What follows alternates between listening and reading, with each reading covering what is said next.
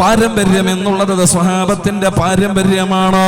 അവരുടെ ലൈഫ് കണ്ടിട്ട് പഠിക്കണം, അവരുടെ ജീവിതം കണ്ടിട്ട് പഠിക്കണം, അവരുടെ ഭക്ഷണ രീതി കണ്ടിട്ട്, അവരുടെ വസ്ത്ര രീതി കണ്ടിട്ട്, അതേപോലെ തന്നെ അവരുടെ സംസാര രീതി കണ്ടിട്ട്, അവരുടെ സംസ്കാര രീതി കണ്ടിട്ട്.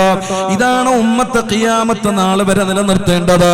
ഇതാണ് അല്ലാഹുവിന്റെ ഹബീബായ റസൂലുള്ളാഹി സ്വല്ലല്ലാഹു അലൈഹി വസല്ലം തങ്ങൾ ഉമ്മത്തിന് കാണിച്ചു കൊടുത്തു പോയിട്ടുള്ളതും ആ വഴിയിലൂടെ സഞ്ചരിക്കുന്നവരാണ് വിജയിക്കുന്നത്.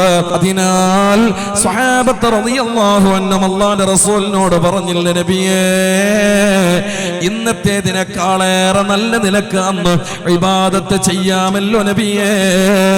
പരിശുദ്ധമായ ഖുർആനും പള്ളിയും ആരാധനകളുമായിട്ട് അന്ന് കഴിയാമല്ലോ നബിയേ.